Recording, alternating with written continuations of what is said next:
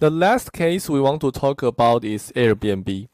So we all know Airbnb, so there's nothing special. But we do need this case to let you know one thing. So first, if you followed with us regarding this particular issue about cross-subsidization, you know typically there is a seller and then there is a buyer, right?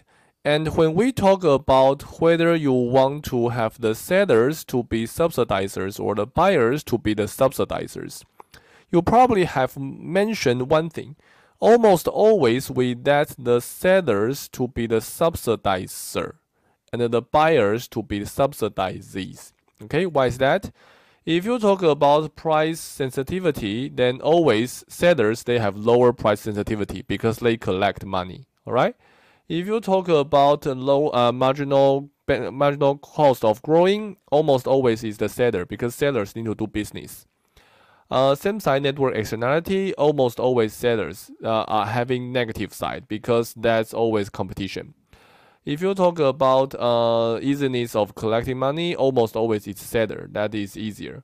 So for most of the cases, actually for all the cases that you have observed in this particular course, almost always you want sellers to be the subsidizers. Well, if that's the case, then there's really no reason to give you this lecture, right? You don't need any analysis, just always try to convince yourself that whenever there is a supplier, ask him to be the subsidizer. Well, probably that's not the case.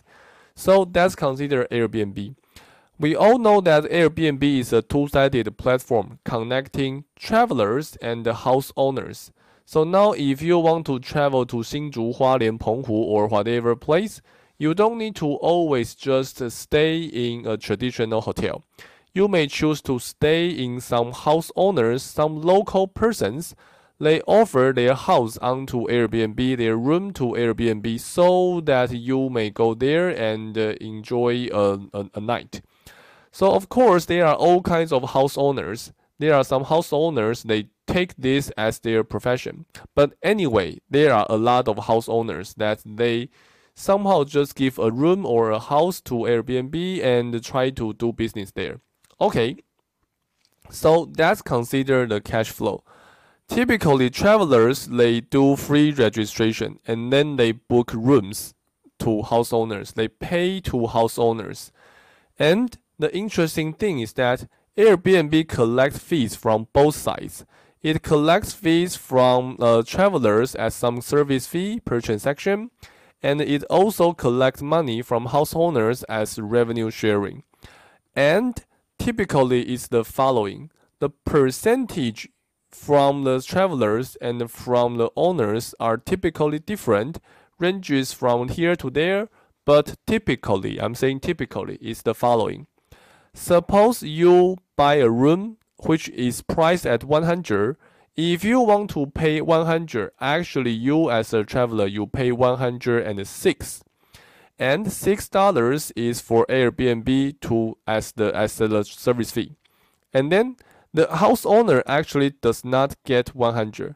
The house owner only gets 97. That means $3 are charged by Airbnb as the revenue sharing. So now it's interesting to think about this. You just want to pay 100, but when Airbnb generates $9 as the revenue, $6 are from the travelers, and $3 are from house owners. So in this case, do you think Airbnb charges more from the travelers or the house owners? Obviously the travelers, okay? So Airbnb somehow does not try to be nice to travelers, giving them a lot of discounts to attract a lot of travelers and then go back to charge owners. They don't do that. Why is that? Why Airbnb is actually subsidizing those house owners? Well, try to think about this, and we're going to go back in 10 seconds.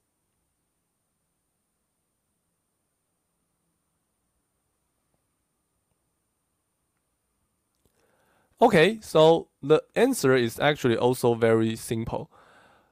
It depends on which side do you need more.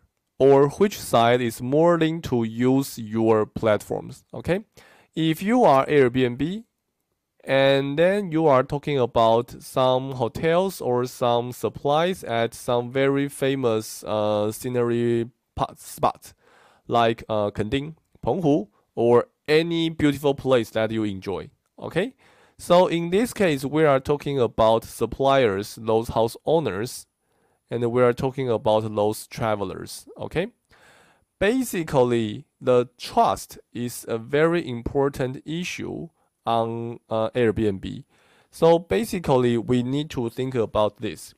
If you are traveling and you need to stay in a stranger's house, that's terrible, right? You get a little bit uncomfortable.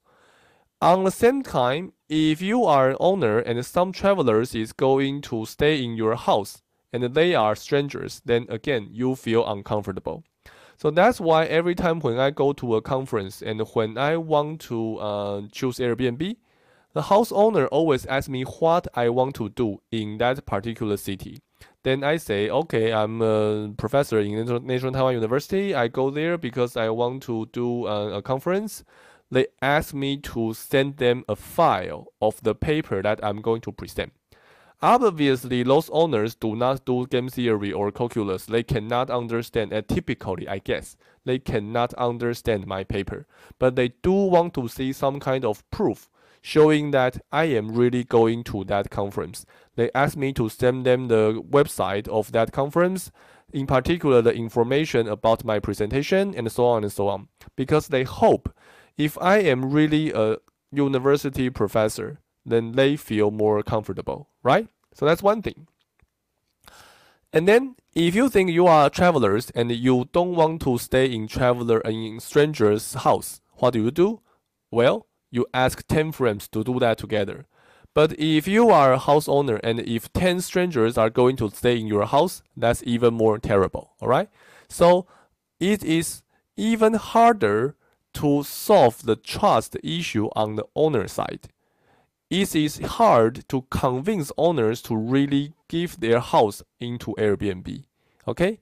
I'm an owner, and typically owners are just some people living there, right? They don't need to go to Airbnb to sell their rooms.